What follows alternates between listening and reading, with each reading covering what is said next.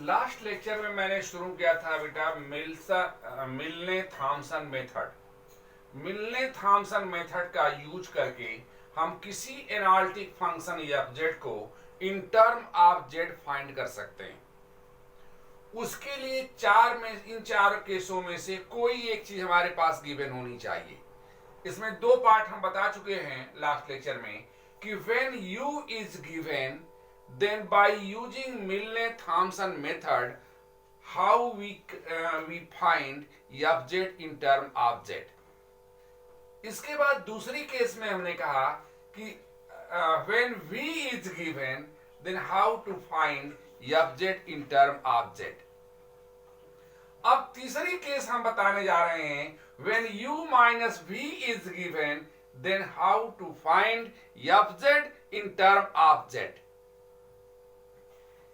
हमारे पास u minus we यानी analytic function F Z का जो दो पार्ट होते हैं u प्लस आई वी में u रियल पार्ट और इमेजिनरी पार्ट, तो दोनों का डिफरेंस u माइनस वी हमारे पास अगर हो तो हम कैसे फाइंड करेंगे।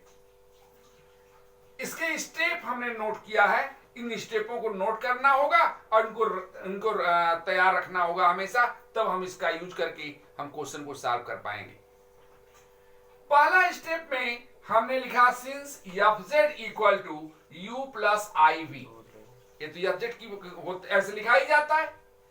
इसमें हमने बोथ साइड आई से मल्टीप्लाई कर लिया तो i F Z equal to i u और यहां प्लस आई स्क्वायर वी हो जाएगा, तो आई स्क्वायर की वैल्यू -1 हो गई तो माइनस वी लिख दिया गया। अब फर्स्ट और सेकंड को अगर हम ऐड करें, इसमें से एफ जेड कॉमन कर लें तो 1 plus I F z is equal to right hand side देखो u माइनस वी के रियल पार्ट हो गया प्लस आई, इसमें से और इसमें से कॉमन ले लें तो u प्लस वी। अब अगर हम 1 प्लस आई एफ जेड को 1 प्लस आई एफ जेड को हम कैपिटल एफ जेड नाम दे दें, एफ जेड नाम दे दिया, और u माइनस वी को कैपिटल U नाम दे दिया, u प्लस वी को कैपिटल V कर दिया, तो ये जो सेकंड इक्वेशन हमारा था वो कैसे हो जाएगा देखो, capital F z is equal to u plus i v. यहां u किसकी वैल्यू है, हम किसके प्लेस पर u लिखें, u माइनस वी के प्लेस पर। तो अब जो हम फर्स्ट केस पढ़े थे जिसमें f Z equal to u plus i v में u हमारे पास होने पर हम कैसे सॉल्व करते थे, वो प्रोसेस यहां से शुरू हो गया। एकदम वही चीजें हैं। अब देखो हमने यहां capital F Z equal to u plus i v का, यहां u है क्या, स्मॉल u माइनस वी। अब u होने पर एफ जेड कैसे फाइंड करते हैं, ये प्रोसीजर हमने फर्स्ट केस में पढ़ चुके हैं। क्या तरीका है इसका देखो जरा। सबसे पहले हमने del u by del x find किया, हम वहां जानते हैं, क्वेश्चन भी हमने उस पर कराया है। इसके बाद del u by del x को फाई वन एक्स वाई नाम दे दिया, फिर फाई वन एक्स वाई की हेल्प से एक्स के प्लेस पर जेड और वाई के प्लेस पर 0 रख करके फाई वन जेड 0 फाइंड कर लिया। उसी में ये फाई वन एक्स वाई में एक्स के प्लेस पर जेड और वाई के प्लेस पर 0 पुट करके हम फाई वन जेड 0 फाइंड कर लिए। इसके बाद del u by del Y find किया, फिर del u by del Y को फाई टू एक्स वाई नाम दे दिया, और फाई टू एक्स वाई में एक्स के प्लेस पर जेड और वाई के प्लेस पर 0 रख करके फाई टू जेड 0 फाइंड कर लिया। अब फाई टू जेड 0 और फाई वन जेड 0 फाइंड करने के बाद फार्मूले की हेल्प लेकर के capital F Z equal to integration of phi one z 0 minus I phi two z 0 d z, ऐसे हो गया। इससे इसका इंटीग्रेशन फाइंड करने के बाद हमें कैपिटल एफ जेड मिल जाएगा। लेकिन यहां हमने कैपिटल एफ जेड किसको लिखा था, 1 प्लस आई एफ जेड को, तो कैपिटल एफ जेड के प्लेस पर 1 प्लस आई एफ जेड लिख दिया हमने, और 1 प्लस आई को नीचे फिर ट्रांसफर कर लिया। तो small F Z equal to capital F Z upon 1 plus I, इसको सॉल्व करके हम कह देंगे कि ये इस हमारा F z in term of Z find हो गया। ये पूरा प्रोसीजर है अगर u माइनस वी गिवन होता है तो। अब क्वेश्चन देखो इस पर बेटा, इनका क्वेश्चन है if u minus v equal to x minus y into x square plus 4xy plus y square and fz equal to u plus iv as an analytic function, then find fz in term of z. fz u plus iv अगर है, जहां u minus v की value इन्होंने एक given दे रखा है, तो fz की value in term of z find करना चाहते हैं। अभी मैंने कहा कि मिलने थॉमसन मेथड का यूज हम उसी केस में करते हैं जब fz की वैल्यू z के टर्म में फाइंड करनी हो और u v u minus v या u प्लस v इन चारों में से कोई एक गिवन हो। हमने पहला क्वेश्चन बताया, इसमें एक क्वेश्चन बताया u का, एक क्वेश्चन बताया v का, अब ये u माइनस v का बता रहे हैं। यहां u माइनस v की वैल्यू गिवन है fz equal to u plus iv। जैसे स्टेप हमने लिखा था अभी, उसी स्टेप के अकॉर्डिंग हम चल रहे हैं। fz equal to u plus iv, this imply that i से मल्टीप्लाई कर दोनों साइड में, तो i fz equal to i u plus i square v, i square -1 होता है तो -v हो गया। अब इन दोनों को ऐड कर दें fz को कॉमन लेकर के, तो 1 plus i fz equal to u minus v plus i u plus v और कैपिटल fz इक्वल टू, इसको हम कैपिटल fz कह दे रहे हैं, 1 प्लस आई fz को कैपिटल fz और u माइनस v को कैपिटल u प्लस v को कैपिटल v, तो capital fz equal to u plus i v हो गया। अब u हमने किसके प्लेस पर लिखा है, u माइनस v के प्लेस पर, तो fz equal to u plus i v जो पहली केस थी, अब उसी का रूल शुरू कर लेते हैं और उसी के अकॉर्डिंग सॉल्व करते हैं। क्या उसमें कहा गया था कि अगर u हमारे पास हो तो del u by del x पहले निकालते हैं।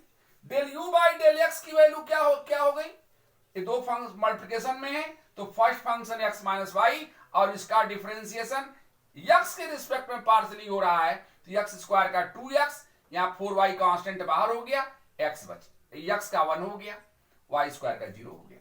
तो फर्स्ट फंक्शन सेकंड का differentiation plus second function first का डिफरेंशिएशन 1 हो गया, तो इतना ही रह गया। और इसका नाम हम क्या दे लेते हैं, फाई 1 xy।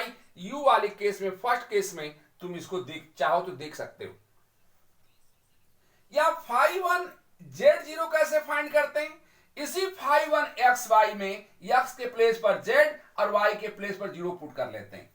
तो यहां देखो क्या आ गया, z माइनस 0 यानी z रह गया, बीच में इंटू यहां 2z प्लस 0 तो 2z बचा, तो z इंटू 2z स्क्वायर हो गया। यहां z स्क्वायर और दोनों पार्ट 0 हो जाएंगे y के 0 होने से, तो z square 2z square plus z square and 3z square value आ गई फाई 1 z0 की। अब u को y के रिस्पेक्ट पर डिफरेंशिएट करते हैं, फिर उस वही first function second function use करते हैं। First function x minus y, second का डिफरेंशिएशन y के रिस्पेक्ट में, तो ये 0 हो गया, यहां 4x और ये 2y, फर्स्ट फंक्शन सेकंड का डिफरेंशिएशन प्लस सेकंड फंक्शन और फर्स्ट का डिफरेंशिएशन -1 हो जाएगा, तो ये प्लस जो यहां था वो माइनस हो गया, तो del u by del y हो गया, जिसका नाम हम क्या रख देते हैं, फाई 2 xy। अब इसी फाई 2 xy में x के प्लेस पर z और y के प्लेस पर 0 रख करके फाई 2 z0 फाइंड कर सकते हैं। तो यहां z रख दो, यहां 0, तो z केवल z बचा, यहां 4z बचा, ये भी 0 हो गया, तो 4z into z 4z square minus z square, ये दोनों पार्ट 0 हो गए, तो 4z square minus z square तो 3z स्क्वायर। फाई 1 z0 की वैल्यू भी 3z स्क्वायर आई थी, फाई 2 z0 की वैल्यू भी 3z स्क्वायर आ रही है। इसका यह मतलब नहीं कि दोनों की वैल्यू सेम आती है, ये चांस की बात है कि इस क्वेश्चन में ऐसा आ रहा है।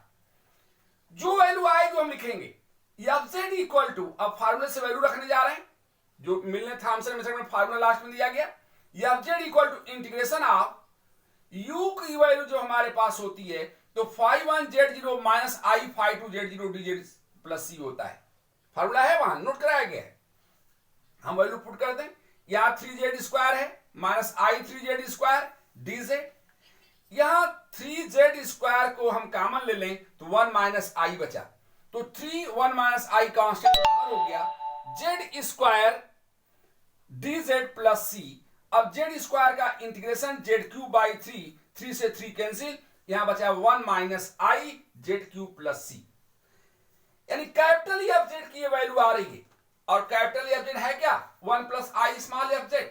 तो स्मॉल एफ जेड क्या हो गया 1 प्लस आई अपान में चला गया, 1 minus I upon 1 plus I Z cube plus C upon 1 plus I. C upon 1 plus I को हमने C1 नाम दे दिया।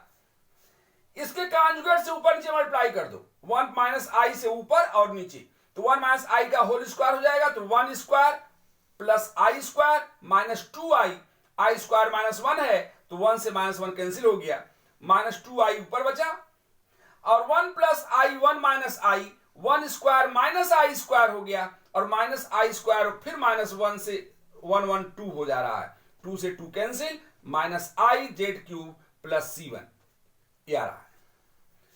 अब f Z equal to minus I Z cube plus C1, और यही हमारा आंसर हो गया। तो ये पूरा प्रोसीजर है अगर u माइनस v हमारे पास होगा तो सॉल्व करने का।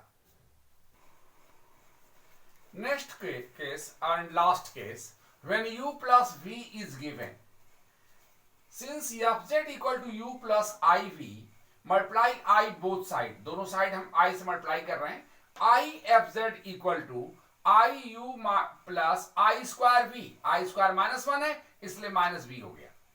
फर्स्ट सेकंड को ऐड करें, इसमें सी एफ जेड को कॉमन कर लेंगे तो 1 plus I F Z equal to u minus v plus i, i common ले लो तो u प्लस v। और 1 प्लस आई एफ जेड को हम कैपिटल एफ जेड कह दें, u माइनस v को कैपिटल u कह दें, u प्लस v को कैपिटल v कह दें, तो f Z equal to capital u plus i v हो गया। यहां v equal to u plus v है, इसलिए हम जो सेकेंड केस हमारा था उसका यूज करके हम इस क्वेश्चन को सॉल्व कर सकते, इस मेथड को यूज कर सकते हैं। क्या फाइंड करते थे उसमें, del v by del Y find किए, del v by del Y को साई1 एक्स वाई नोट कर लिया, फिर साई1 एक्स वाई की से x के प्लेस पर z और y के प्लेस पर 0 पुट करके साई1 z0 फाइंड कर लिया। इसी तरह फिर del v by del x find किया, del v by del x को हम साई2 एक्स वाई नाम दे रहे हैं, और साई2 एक्स वाई में x के प्लेस पर z और y के प्लेस पर 0 पुट करके साई2 z0 निकाल ले रहे हैं। अब फार्मूले में वैल्यू रख दे रहे हैं, capital F Z equal to psi z0 plus I psi z0 dz plus c। अब ये इंटीग्रेशन फाइंड करने के बाद हमें एफ जेड की वैल्यू कैपिटल एफ जेड की वैल्यू मिल जा रही है, और small F Z equal to capital F Z upon 1 plus I, यहां था ना 1 plus I F Z equal capital F Z. अब ये वैल्यू जब हम कैलकुलेट कर लेंगे तो ये इन टर्म ऑफ जेड हमको मिल जाएगा।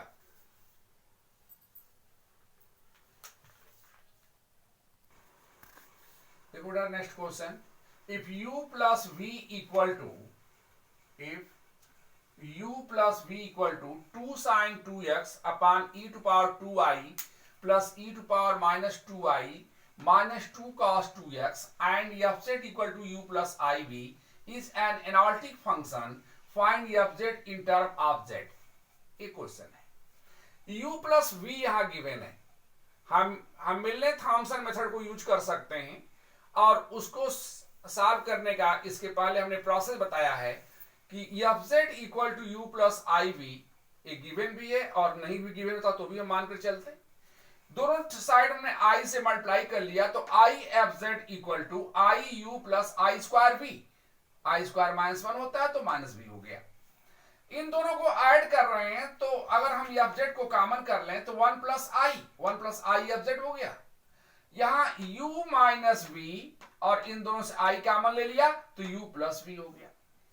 अब 1 प्लस आई एफ जेड को हम कैपिटल एफ जेड कह दें, u माइनस वी को कैपिटल u कह लें, u प्लस वी को कैपिटल v कह दें, तो capital F Z equal to u plus i v हो गया, जहां की v किसके प्लेस पर लिखा हमने, u प्लस v के प्लेस पर। और यह मेथड हम लोग पहले सेकंड केस में पढ़े हैं कि when v is given then how to find f z in term of z. यहां v की वैल्यू u प्लस v है, और u प्लस v की वैल्यू हमारे पास क्वेश्चन में गिवन है 2 sin 2x upon e to power 2i plus e to power minus 2i। Exponential का फॉर्मूला होता है e to power y plus e to power minus y upon 2 होता तो हाइपरबोलिक cos 2i होता। इस 2 को हमने इधर ट्रांसफर कर लिया तो 2 हाइपरबोलिक cos 2i, ये वैल्यू पुट कर दिया इनके प्लेस पर। तो sin 2x upon hyperbolic cos 2i minus cos 2x। अब v हमारे पास है, जो सेकंड केस है उसमें जैसे सॉल्व किया गया है उसी प्रोसेस को हम यूज कर रहे हैं।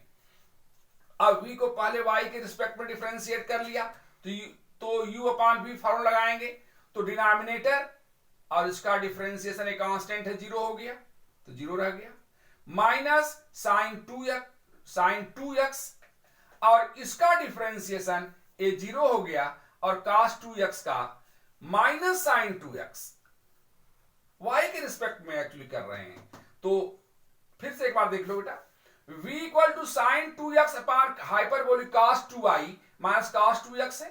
हम y के रिस्पेक्ट में पार्शियल डिफरेंशिएट कर रहे हैं तो sin 2x कांस्टेंट की तरह ट्रीट किया जाएगा तो डिनोमिनेटर और इसका डिफरेंशिएशन कांस्टेंट है तो 0 हो गया, माइनस न्यूमरेटर sin 2x और इसका डिफरेंशिएशन cos 2i का हाइपरबोलिक sin 2i इंटू 2, ये 2 यहां लिख दिया हमने और ये 0 है कांस्टेंट है इसका 0 हो गया।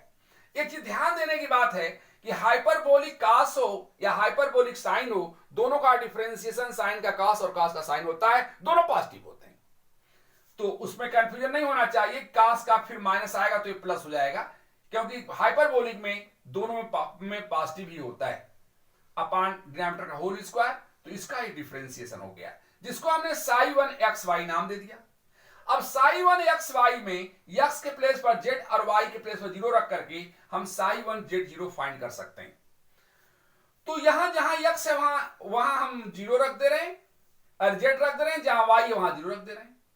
तो ये तो 0 था ही, यहां 0 रखने पर हाइपरबोलिक sin 0 0 हो गया, ये सबको 0 कर दिया तो पूरी वैल्यू क्या आ गई 0। अब v को x के रिस्पेक्ट में हम पार्शियली डिफरेंशिएट कर रहे हैं, अब y कांस्टेंट की तरह ट्रीट किया जाएगा तो डिनोमिनेटर और इसका डिफरेंशिएशन sin 2x का cos 2x इंटू 2 मैंने यहां लिखा है, माइनस न्यूमरेटर sin 2x और इसका डिफरेंशिएशन फिर cos 2x का माइनस sin 2x हो जाएगा, माइनस से माइनस फिर प्लस होकर यहां फिर माइनस रह गया तो माइनस 2 sin स्क्वायर 2x हो गया अपॉन इसका होल स्क्वायर, इसका नाम दे दिया हमने psi2xy। केवल डिफरेंशिएट कर रहे हैं, डिफरेंशिएशन 12th में पढ़ा लिया जाता है, इसमें तुमको बहुत सोचने की जरूरत नहीं, अपने से कर सकते हो डिफरेंशिएशन। तो psi2xy हो गया।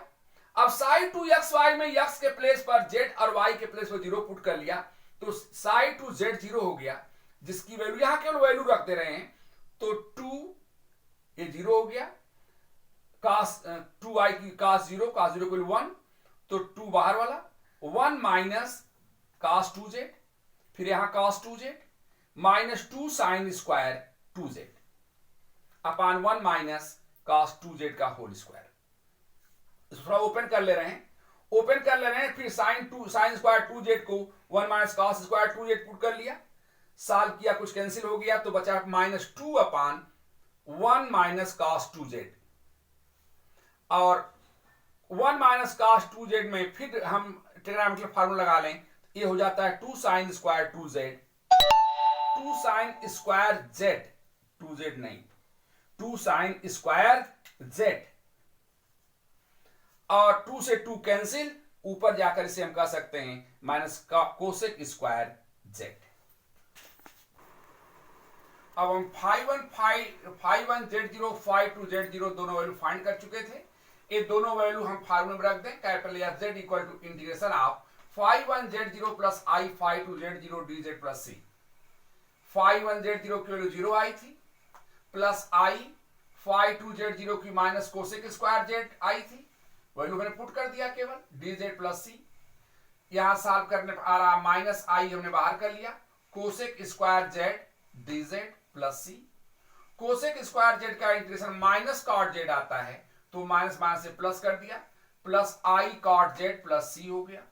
ये वैल्यू आ गई कैपिटल Fz की और स्मॉल fz होता है capital Fz upon 1 plus i, ऊपर हम लोग नोट किया है। तो Fz की वैल्यू आई है I cot Z upon 1 plus I plus C upon 1 plus I. 1 minus I से ऊपर नीचे मल्टीप्लाई कर दें तो I 1 minus I upon 1 plus I 1 minus I, और इसको हम नया कांस्टेंट है, नया नाम C1 रख दिए। ये 1 plus I 1 minus I 1 square minus I square, 1 की वैल्यू 1, आई स्क्वायर माइनस 1 होता है तो माइनस माइनस प्लस हो गया, तो 1 प्लस 1 2 हो गया, नीचे ऊपर मल्टीप्लाई किया तो आई माइनस आई स्क्वायर 1 हो रहा है, तो 1 प्लस आई अपान 2 कॉट जेड प्लस सी, ये हमारा आंसर हुआ।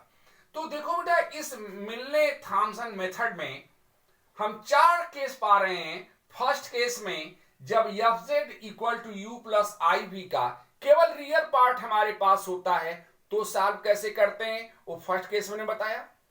अगर हमारे पास इमेजिनरी पार्ट भी होता है तो कैसे सॉल्व करते हैं, इसका सेकंड केस में हम क्वेश्चन बताए हैं।